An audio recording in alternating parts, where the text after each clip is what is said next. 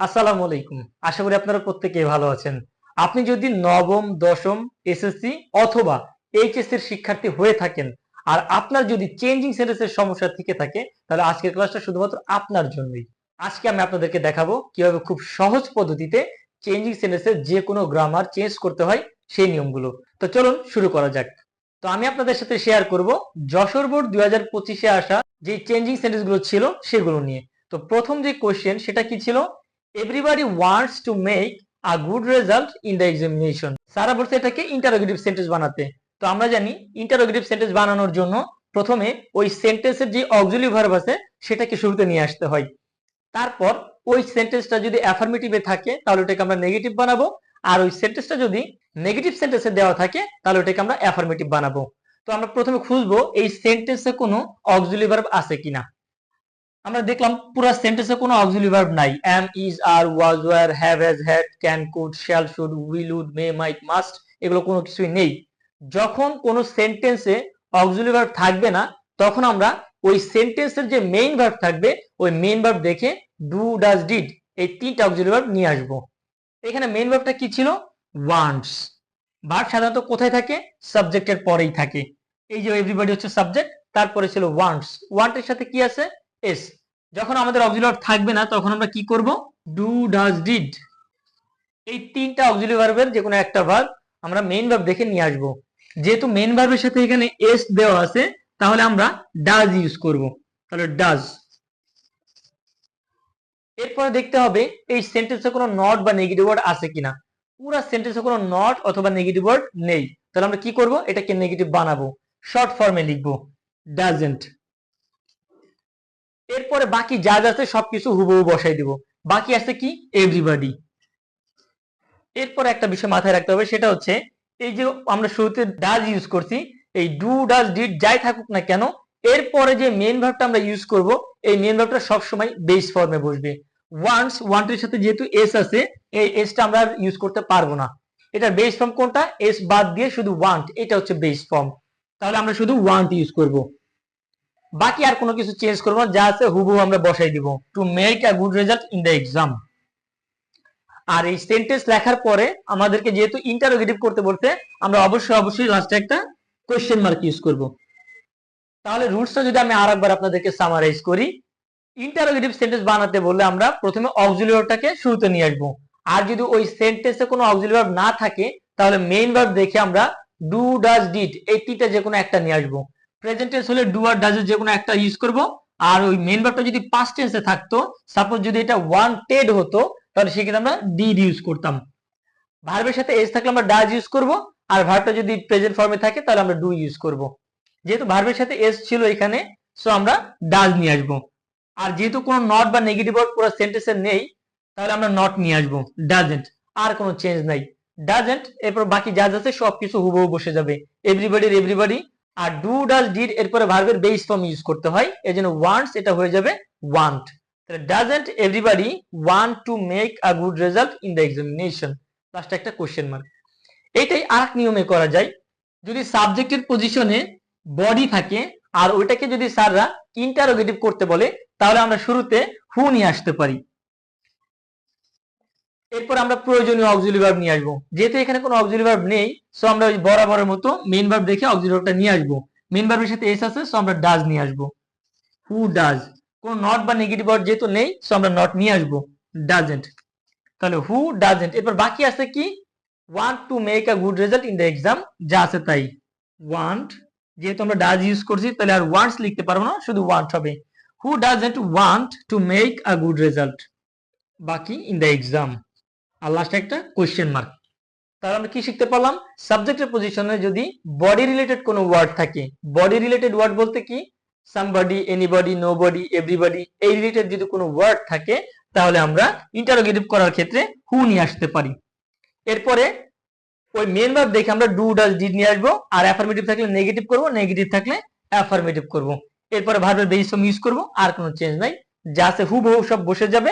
আর লাস্টে একটা question mark use করতে হবে। এর পরের কোশ্চেনটা খেয়াল করুন, it is not an easy task.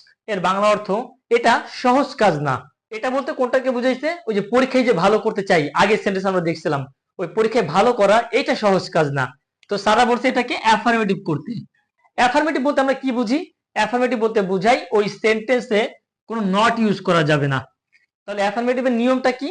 অ্যাফার্মেটিভের নিয়ম হচ্ছে ওই সেন্টেন্সে যে নট বা নেগেটিভ ওয়ার্ড থাকবে ওটাকে বাদ দিতে হবে, আর এরপরে যেই অ্যাডজেক্টিভটা থাকবে এই অ্যাডজেক্টিভের বিপরীত ওয়ার্ড নিতে হবে।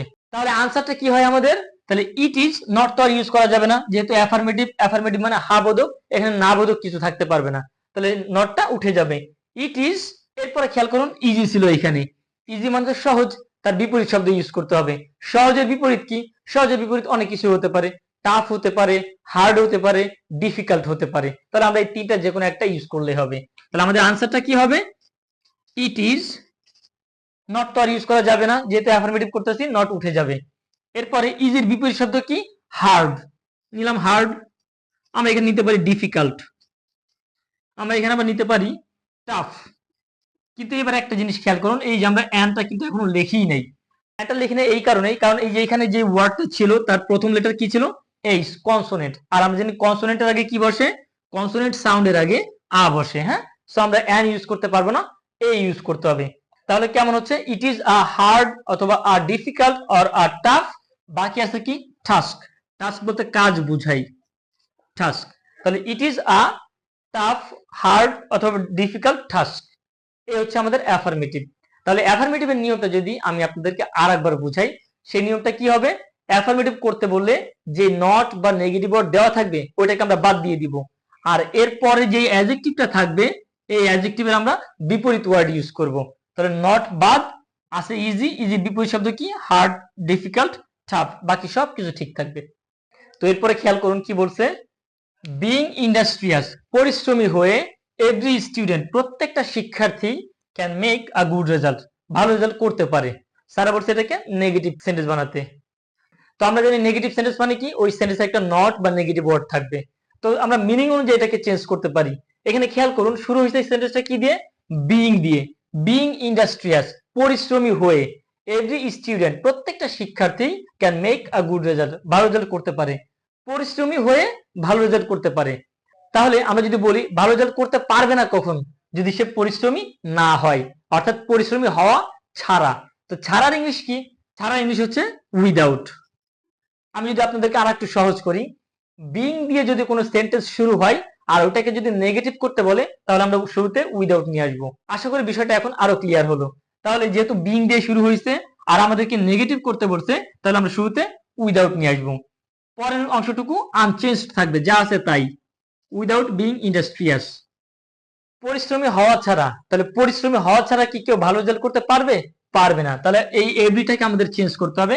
এভরি থাকলে নেগেটিভ করার সময় এভরির পরিবর্তে নো ইউজ করবো আমরা, নো। আর কোনো চেঞ্জ নাই, যা আছে হুবহু বসে যাবে। তাহলে বাংলা মিনিংটা কেমন আসলো? উইদাউট বিং ইন্ডাস্ট্রিয়াস, পরিশ্রমী হওয়া ছাড়া, no student can make a good result, কোন শিক্ষার্থী ভালো রেজাল্ট করতে পারবে না। আর আগেটা ছিল বিং ইন্ডাস্ট্রিয়াস, পরিশ্রমী হয়ে, every student can make a good result, প্রত্যেকটা শিক্ষার্থী ভালো রেজাল্ট করতে পারে। যেহেতু এটা নেগেটিভ করতে বলছে আর এখানে বিং ছিল, তাহলে এই বিং থাকার কারণে আমরা শুরুতে উইদাউট নিয়ে আসবো। এরপরে যা আছে হুবহু লিখবো, উইদাউট বিং ইন্ডাস্ট্রিয়াস। এরপরে এভরি থাকলে ওইটা আমরা নেগেটিভ করার সময় এভরি পরিবর্তে নো ইউজ করব, আর কোনো চেঞ্জ নাই। Student can make a good result, student can make a good result. এর পরের সেন্টেন্সটা খেয়াল করুন, the idle always lag behind. The idol বলতে কি বুঝাইছে? অলস জাতিদেরকে বুঝাইছে, যারা আলসেমি করে তাদেরকে বুঝাইছে। The idle always lag behind, অলসরা সবসময় পিছিয়ে যায়। সারা বলছে এটাকে কমপ্লেক্স করতে।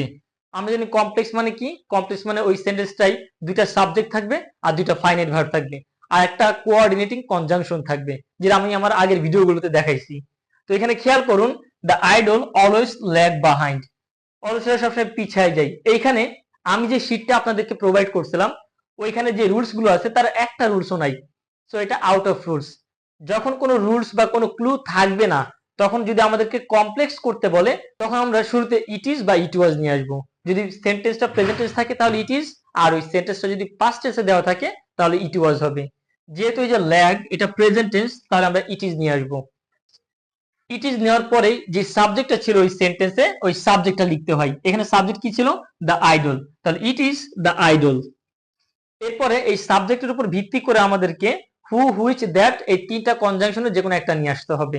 যদি ব্যক্তিকে বুঝাই তাহলে হু, আর যদি ব্যক্তিবাদে যাই থাকুক না কেন তার পরিবর্তে হুইচ অথবা দ্যাট, দুইটা যে কোনো একটা নিলেই হবে। যেহেতু দ্য আইডল বলতে অলস জাতিকে বোঝাচ্ছে, অলস মানুষকে বোঝাচ্ছে, তাহলে অবশ্যই ব্যক্তি, তাহলে এর পরিবর্তে আমরা হু ইউজ করব। এরপর বাকি যা যা আছে হুবহু বসে যাবে। বাকি ছিল কি, অলওয়েজ ল্যাগ বিহাইন্ড, এ অলওয়েজ ল্যাগ বিহাইন্ড। দেখলে তো কত সহজ নিয়ম। যদি কোনো রুলস না থাকে, কমপ্লেক্স করতে বলে আমরা শুরুতে ইট ইজ নিয়ে আসবো। ইট ইজ এর পরে ওই সাবজেক্টটা, ওই সেন্টেন্সের যে সাবজেক্ট থাকবে ওই সাবজেক্টটা নিয়ে আসবো। সাবজেক্ট ছিল the idle, so the idle নিয়ে আসলাম। It is the idle, it is এর পরে সাবজেক্ট এবং ঠিক তারপরেই হু, হুইচ, দ্যাট এই তিনটা কনজাংশনের যে কোনো একটা নিয়ে আসবো। যদি এই সাবজেক্টটা ব্যক্তিবাচক হয়, অর্থাৎ এই সেন্টেন্সের যে সাবজেক্ট ছিল এই সাবজেক্টটা ব্যক্তিবাচক হলে হু নিয়ে আসবো।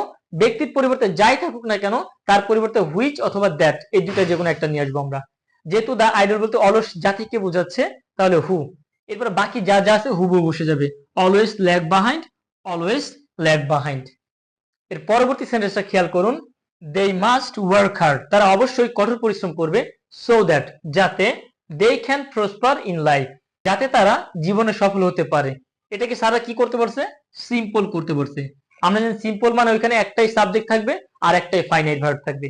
এখানে একটা জিনিস খেয়াল করুন, এই যে সো দ্যাট ছিল, সো দ্যাটের পরে সাবজেক্ট তারপরে ক্যান ছিল। আপনাদেরকে একটা রুলস মনে পড়ে, আমি আপনাদেরকে লিখে দিয়েছিলাম, যদি কোনো সিম্পল সেন্টেন্সে টু থাকে, কমপ্লেক্স করার সময় কি লিখতে হয়, এই টু এর পরিবর্তে সো দ্যাট ইউজ করতে হয়, তারপর সাবজেক্ট, এরপর ক্যান অথবা কুড। তো খেয়াল করুন তো এখানে কোনো কিছু মনে পড়ে কিনা। এই দেখেন so that, so that subject, এই যে সাবজেক্ট, এরপর ক্যান, এই যে ক্যান। তাহলে এই রুলসটা কিসের রুলস ছিল, টু এর রুলস ছিল, তাই না?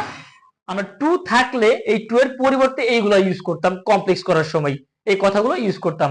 আর যেহেতু এখানে সো দ্যাট সাবজেক্ট ক্যান দেওয়াই আছে, তাহলে এইটুকুর পরিবর্তে আমরা কি ইউজ করব, তাহলে শুধু টু ইউজ করব। তাহলে এইটুকু সো দ্যাট থাকবে না, সাবজেক্ট থাকবে না, ক্যান থাকবে না, এইটুকুর পরিবর্তে আমরা কি ইউজ করব, শুধু টু ইউজ করব। তাহলে আনসারটা কি হবে, they must work hard so that they can, এইটুকুর পরিবর্তে শুধু টু হবে। টু এর পরে ভার্বের বেস ফর্ম প্রসপার, প্রসপারই থাকবে, prosper in life. So that এর আগ পর্যন্ত সব ঠিক থাকবে। দে মাস্ট ওয়ার্ক হার্ড, এই সো দ্যাট সাবজেক্ট ক্যান এইটুকুর পরিবর্তে আমরা টু ইউজ করব। আর টু এর পরে ভার্বের বেস ফর্ম, এর জন্য প্রসপারটা প্রসপারই থাকবে। বাকি আছে ইন লাইফ, এই ইন লাইফ। এখন বলতে পারেন এই সো দ্যাট, সাবজেক্ট, ক্যান এগুলো বাদ দিলাম কেন? কারণ এটাকে সিম্পল বানাইতে বলছে। আমরা জানি সিম্পল সেন্টেন্সে একটাই সাবজেক্ট থাকবে আর একটাই ফাইনাইট ভার্ব থাকবে। এই যে দেখুন, একটাই সাবজেক্ট, একটাই ফাইনাইট ভার্ব। এখানে যে দেখুন, দে একটা সাবজেক্ট ছিল, দে একটা সাবজেক্ট, দুইটা সাবজেক্ট। মাস্ট একটা ফাইনাইট ভার্ব, ক্যান একটা ফাইনাইট ভার্ব, দুইটা ফাইনাইট ভার্ব ছিল। আর এই সো দ্যাট ছিল কনজাংশন। তো কনজাংশন তো সিম্পল সেন্টেন্সে থাকতেই পারবে না, এজন্য বাদ। যেহেতু একটা সাবজেক্ট নিয়েই ফেলছি আমরা, পরবর্তীতে এই সাবজেক্টটা লিখতে পারবো না। সিম্পলের বৈশিষ্ট্য একটা সাবজেক্ট থাকবে। যেহেতু ফাইনাইট ভার্ব একটা নিয়েই ফেলছি আমরা মাস্ট, এজন্য আর এই ক্যানটা লিখতে পারবো না। কারণ কি, ক্যান হচ্ছে আর একটা ফাইনাইট ভার্ব। সিম্পল সেন্টেন্সে দুইটা ফাইনাইট ভার্ব থাকতে পারবে না, এজন্য ক্যানটাও বাদ যাবে। সহজ করে যদি বলি, টু থাকলে কমপ্লেক্স করার সময় সো দ্যাট সাবজেক্ট ক্যান অথবা কুড এগুলো লিখতে হয়। আর যদি সো দ্যাট সাবজেক্ট ক্যান অথবা কুড দেওয়াই থাকে আর ওইটাকে যদি সিম্পল করতে বলে, তাহলে আমরা ওই অংশটুকুর পরিবর্তে শুধু টু ইউজ করব। আশা করি আপনারা বুঝতে পারছেন। তারপর খেয়াল করুন, can't girls work as much as boys, মেয়েরা কি ছেলেদের মতো কাজ করতে পারে না? এটাকে কি করতে বলছে, অ্যাসার্টিভ। আমরা জানি অ্যাসার্টিভ এর নিয়ম কি, অ্যাসার্টিভ মানে ওই সেন্টেন্সের প্রথমে সাবজেক্ট আসবে, তারপর ভার্ব, এরপরে আদার্স যদি কিছু থেকে থাকে তাহলে ওইগুলো লিখতে হবে। তো দেখুন তো, আমরা যদি বাংলাটা বুঝি, কান্ট গার্লস ওয়ার্ক, মেয়েরা কি কাজ করতে পারে না, অ্যাজ মাচ অ্যাজ বয়েজ, ছেলেদের মতো। মিনিংটা কেমন আসতেছে, মেয়েরা কি ছেলেদের মতো কাজ করতে পারে না? হ্যাঁ, অবশ্যই পারে। তার মানে আমাদের যে আনসার এটা হইতে হবে হাবোধক।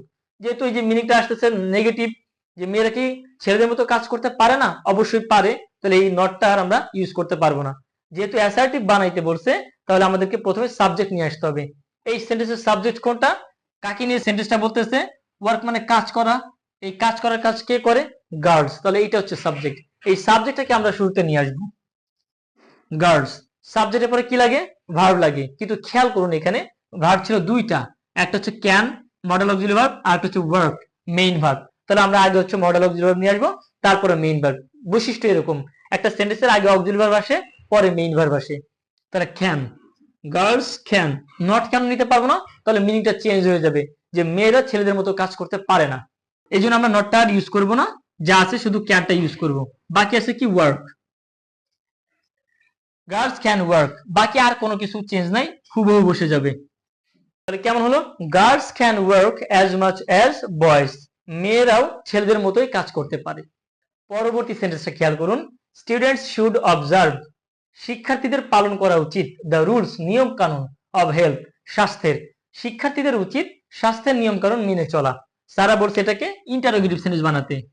তো একদম প্রথমে করছিলাম, মনে আছে ইন্টারোগেটিভের নিয়ম কি, এই সেন্টেন্সে কোনো অক্সিলারি ভার্ব আছে কিনা এটা খুঁজে বের করা। হ্যাঁ, এখানে একটা অক্সিলারি ভার্ব আছে, সেটা কি, শুড। তাহলে এই অক্সিলারি ভার্বটাকে আমরা শুরুতে নিয়ে আসবো। এরপর দেখবো এই সেন্টেন্সটা অ্যাফার্মেটিভ নাকি নেগেটিভ। অ্যাফার্মেটিভ থাকলে নেগেটিভ বানাবো, আর নেগেটিভ থাকলে এটাকে অ্যাফার্মেটিভ বানাবো। তো পুরো সেন্টেন্সে কোনো নট বা নেগেটিভ ওয়ার্ড নেই, তার মানে এটা অ্যাফার্মেটিভ আছে, এটাকে নেগেটিভ বানাবো। চলুন আমরা একটু একটু করে আগাই। প্রথমে অক্সিলারি ভার্বটা আগে নিয়ে আসবো, শুড। কোন নট বা নেগেটিভ ওয়ার্ড যেহেতু নেই, আমরা নট নিয়ে আসবো, সংক্ষিপ্ত ফর্ম স্টুডেন্ট। বাকি আর কোনো চেঞ্জ নাই, যা আছে হুবহু বসে যাবে। আর যেহেতু এটা একটা ইন্টারোগেটিভ সেন্টেন্স, সো আমরা লাস্টে কি ইউজ করব, একটা কোয়েশ্চেন মার্ক ইউজ করব। তাহলে অক্সিলারিটা আগে নিয়ে আসবো, অ্যাফার্মেটিভ থাকলে এটাকে নেগেটিভ বানাবো, আর নেগেটিভ দেওয়া থাকলে আমরা এটাকে অ্যাফার্মেটিভ বানাবো, নট আর ইউজ করব না। বাকি যাতে হুবহু বসাই দিব, শুড, নট নাই shouldn't, students observe the rules of health, students observe the rules of health. আজকের ভিডিওটা এই পর্যন্ত রাখলাম, দেখা হবে আমাদের পরবর্তী কোনো একটা ভিডিওতে। ততদিন পর্যন্ত প্রত্যেকে ভালো থাকবেন। আর আপনারা যদি ক্লাস 8, 9, 10 অথবা এসএসসি এবং এইচএসসি এর শিক্ষার্থী হয়ে থাকেন, তাহলে আমার নতুন ব্যাচে ভর্তি চলতেছে, আপনারা চাইলে আমার সাথে যোগাযোগ করতে পারেন, বাতেননগর 6 নম্বর রোড। আর এখানে আমার নাম্বার দেওয়া আছে, এই নাম্বারে চাইলে যোগাযোগ করতে পারেন। প্রত্যেকে ভালো থাকবেন, আল্লাহ হাফেজ, আসসালামু আলাইকুম।